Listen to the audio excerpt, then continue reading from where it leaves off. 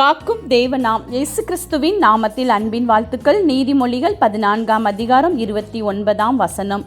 நீடிய சாந்தமுள்ளவன் மகா புத்திமான், முற்கோபியோ புத்தியினத்தை விளங்க பண்ணுகிறான். பிரியமானவர்களே, கர்த்தராகிய இயேசு கிறிஸ்து நம்மை சாந்தமுள்ளவர்களாய் வர வேண்டும் என்று எதிர்பார்க்கிறார். நாம் நீடிய சாந்தம், தாழ்மை, அமைதி உள்ளவர்களாய் இருக்கும் பொழுது நம்மை மகா புத்திமான் என்று கர்த்தர் அழைக்கிறார்.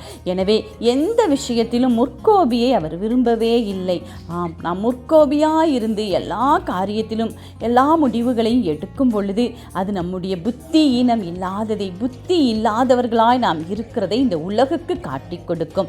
எனவே எப்பொழுதும் எல்லா காரியத்திலும் மனத்தாழ்மையோடு, சாந்தத்தோடு, இரக்கத்தோடு, தேவனுடைய பிரசன்னத்தோடு நாம் இருக்கும் பொழுது எல்லா காரியத்திலும் தேவ கிருபை நம்மை சூழ்ந்து கொள்ளும்.